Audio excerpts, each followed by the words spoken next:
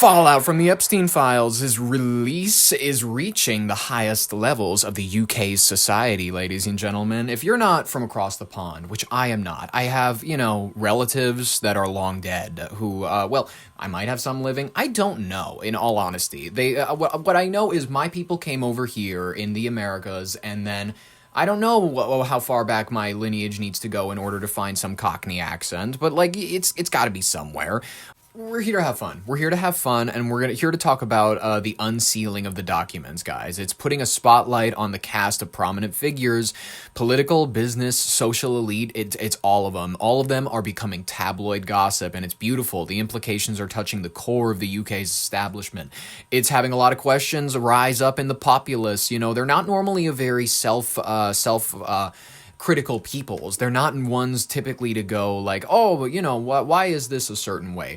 The stiff upper lip is kind of dead in that society a little bit. In a weird way, their culture has become. I'm not gonna say that it's become weaker, but it's definitely become not proud of itself. There's very few people that are proud of the Union Jack. There's very few people that take pride in true Brittanness, in true British culture, and I don't know what you say about that. I don't know what you can. And this is coming from Brits themselves. This is coming from interviews they put out. This is coming from the people that talk and whatnot. It's not coming from the BBC, but whatever. That's not the important thing. You're not going to get everything from the BBC because they don't go on the ground all the cases. They record lizards changing color all the time, but they don't really talk to average folks on the streets of London about how the quality of their city.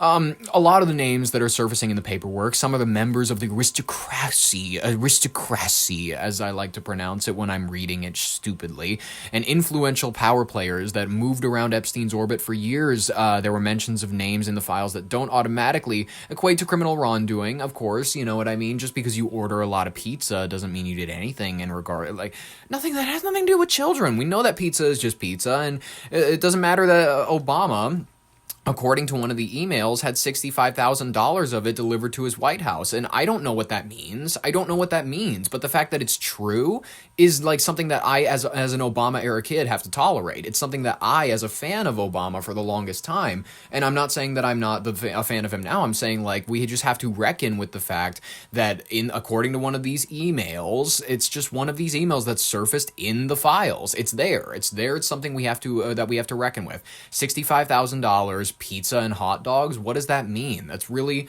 okay. It's just weird. It's just bizarre. Whatever.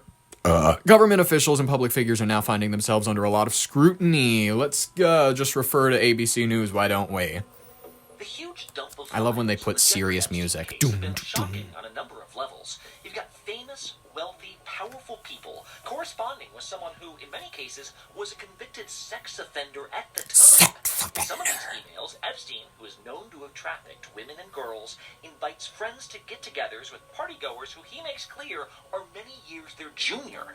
And yet, while some of this has prompted embarrassment, distancing, in some cases resignations in the business world, there have not been a ton of clear-cut consequences for the Americans on the other end of these emails. In the UK, though, it is quickly becoming a different story. In fact, there is a non-zero chance this could threaten a royal family and a prime minister's political power. Ain't no way. ABC's chief international correspondent James Longman joins us from London. James, we talked about sort of the US angle in a lot of these stories, but we're seeing huge impacts in the UK, right? Can you just walk me through it? Absolutely. Every part of the British establishment, you have the head. This is why they stopped making The Crown. This is why after the mist died back in the early 2020s, the royal family lost a lot of its mystique. It lost a lot of its glamour. She was really a beacon of a really previous time. She reminded me a lot of my great-grandma, just a distinguished white-haired lady, you know what I mean? Just as she was, and a lot of those people, they just serve as comforting, noble figures throughout your life, and you're like, oh, they've been around since I was born. So to see them go, in a weird way, I understand the British people. It's like they have this weird attachment to their public figures. They treat them like grandma. I'd say the closest thing the Americans have ever had to having a queen was maybe Betty White. That was a really national death that made a lot of people really sad, and she was just a collective national symbol, a conservative Democrat, whatever you want to call yourself.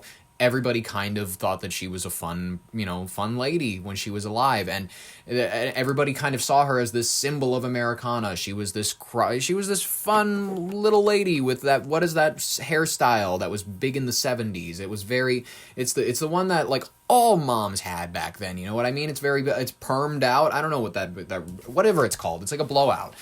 Anyways, I'm just saying that I can understand to some extent the dissatisfaction with the British people with their current king. He's a nobody. He is, he was born. When was he born? Was he born in the 50s? When was born King Charles? When was King Charles born? Oh my God. This is November 1948. Yeah, this is more of a Joe Biden figure. This is people were alive when he became a senator back around the time of Nixon. You know what I mean? This is like people have been alive long enough to remember when he was, kind of a slummy guy. When Joe Biden was like, he was, rubbing shoulders with credit card companies back in Delaware that nobody really liked to talk about back then. But that's okay. We forgive him. He loved ice cream and he was a fun president. And that's what I liked about him. He was a sweet old man, and I would have loved to have him I would have loved to have him as a guest on this show. But it's sad that I think that the prostate cancer might take him before then. I hope it doesn't happen. But, he's 4 billion years old at this point. I know that he was like in his 30s around the time of the founding, but like let's continue. Head of state, the king, and the head of government, the prime minister, both under pressure for different reasons. Let's start with Andrew, the prince formerly known as. We've now seen this new tranche of Epstein files released, and it looks like that has sped up Andrew's banishment. He has been removed from Royal Lodge, this 30-room mansion he lived on the Windsor estate. That's evil. We were told this would happen in early 2026, but it does feel, to me at least, that this has been moved forward. How could you do that to him? This image, which is circulated, it's been on every single him crouching over the girl. Of Andrew leaning over a young woman who is lying on the floor. Her identity has been redacted. That doesn't... Listen, that's not even close to the worst thing that any member of the royal family has done, okay? I know that... Listen, we can talk about how much we love the queen, but her attitude around it was like, I'm not telling you to do it, but get it done. You know what I mean? We can't let the royal family mix with Arab blood. You know what I mean? She's got that husband. You know what? If they're in the same car, run them down and fake that it's the paparazzi. That's probably what Queen Elizabeth said, unfortunately.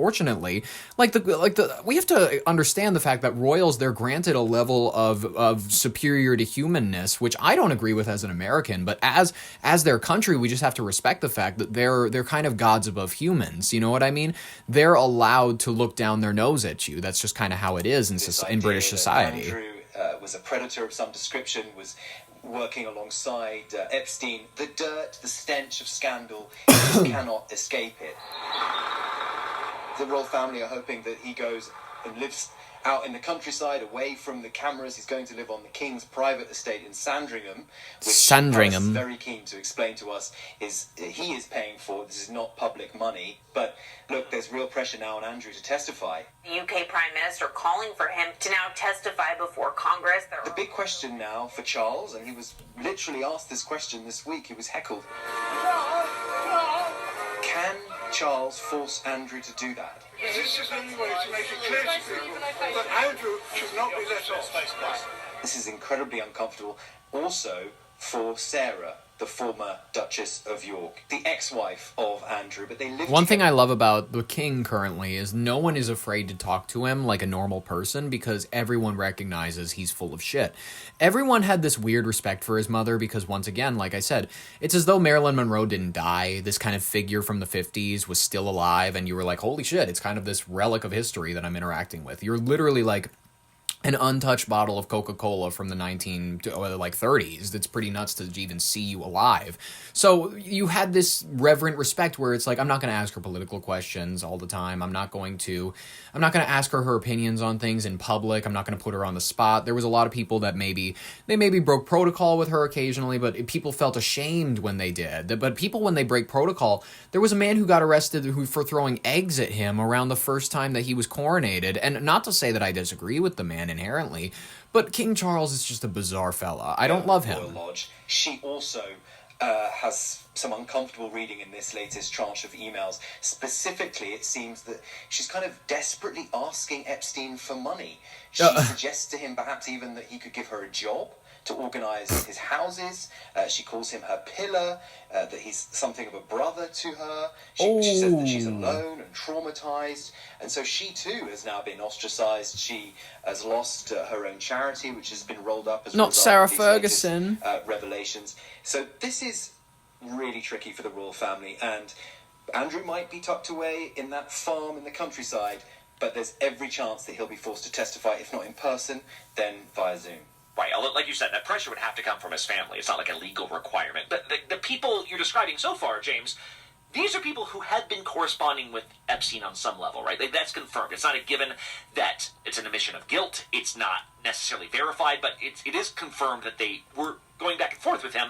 Well, yeah. All right. Listen, whatever. If you didn't hear, there's even more unredacted files that are now available to Congress for review. Right, Let's talk about that. How about that? With those new developments concerning the Epstein files. Moments ago, unredacted versions of the evidence in the convicted sex offenders case were made available to The sex convicted dude. Come on, we gotta let's run it back. Versions of the evidence in the convicted sex offenders case were made available to members of Congress. More than 3 million files have been released by the Justice Department so far, with a lot more on the way. So let's head over to Capitol Hill now and find CBS News congressional reporter Torian Small. So Torian, break down what this release is all about and how it's working and who's going in to take a look at these unredacted files. Yeah, Vlad, so what we know is that the Department of Justice is allowing lawmakers to take a look at those unredacted files per their request. So if a lawmaker asks to get viewing to this, they have about a 24-hour window that the DOJ would allow them to come in and take a look at these files. This comes as many lawmakers across the aisle express their discomfort with the Trump administration slow-walking the release of these Epstein files as part of a law that they passed. This was a bipartisan law that stemmed from a discharge petition from two main players, really. It was Democrats, of course, but Thomas Massey of Kentucky, that Republican lawmaker, libertarian, who's faced the ire Get to of it. What is President this going to Trump. lead to? Soon do you think it might be before we start hearing from some of the lawmakers who plan on viewing these files? Not too long. I'm imagining some of the same players who are part of that discharge petition will come out sooner than later to say they're also interested in taking a look. Thomas Massey has been nagging the administration about you can't say that. Constantly reminding them on social media that they aren't necessarily upholding the law.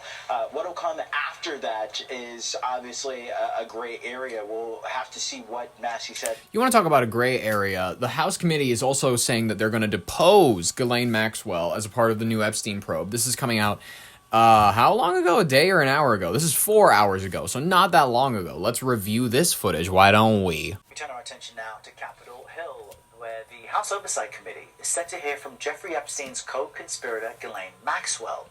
But according to Democratic Congressman Ro Khanna, she plans to plead the Fifth.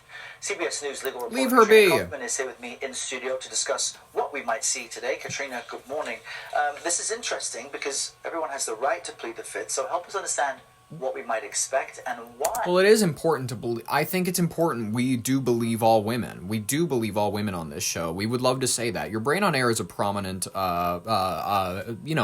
what is it? An ally of the Believe All Women movement, and as a result, we would love to say that we've been on the Free Ghislaine train probably ever since her prior conviction. It's like, you know what I mean? Like just because the mountain of evidence exists against her, she's got the ovaries to prove otherwise. So I don't know what you guys want me to do. She might invoke that right. Errol, so what we're expecting is for Ghislaine Maxwell to read a blanket statement pleading the Fifth, so essentially not allow any of the members to question her and just say outright that she's going to be asserting that. That's your right against self-incrimination. What she had wanted was to get some sort of immunity in exchange for testimony here. She also has some ongoing legal proceedings. She filed this habeas petition in December, so what her lawyer said is that they didn't want this deposition to happen while that's still going on. So essentially, we don't expect to get a lot out of today, but they set this deposition anyways. We don't know that she's actually going to end up saying anything at all because of pleading the fifth. Now, despite President Trump saying this is a hoax, there's nothing here, the general public seems to not be able to get enough from the files that have been released. And I understand today Congress can begin viewing the unredacted Epstein files. What might emerge from that? I mean, we don't know, but what they're going to be scrutinizing is all of these redactions because, we talked a lot about how... They're going to be nervous because half of them are in it. So they're going to be passing them around to each other going, did you hear that so-and-so was... Yeah, look at this picture. I have them over... I have this one of them. Like, it's going to be like high school. But there were tons of pages that were just completely blacked out here. So they want to look, they want to see what information is there. Does it actually comply with the act and the way these redactions are supposed to happen? Is this information that is in fact supposed to be not revealed to the public? So they'll have access, I believe, to computers where they can go and look at these documents, take notes, and make an assessment here. All right, yeah, man. Watch on this. Katrina, thank you very much. Thank you. Thank you, Katrina. Is that it? Like, Katrina. All right, ladies and gentlemen, we're going to keep following the story. Obviously, we're going to have a lot more coming out. I don't know exactly when we're going to get a statement from the Palace or Downing Street on their social medias, but keep an eye out. You might get King Charles putting out, what is it? Assalamu alaikum. I have officially said that my brother needs to testify on United States soil. That will probably be exactly what he puts out, because he starts out everyone, and then he'll say it in Arabic. He'll be like, Bing Saling, Papadusha Bilidam Bite. And then, because he reads out every one of his, he read out his Christmas statement in Arabic, right? That was pretty awesome.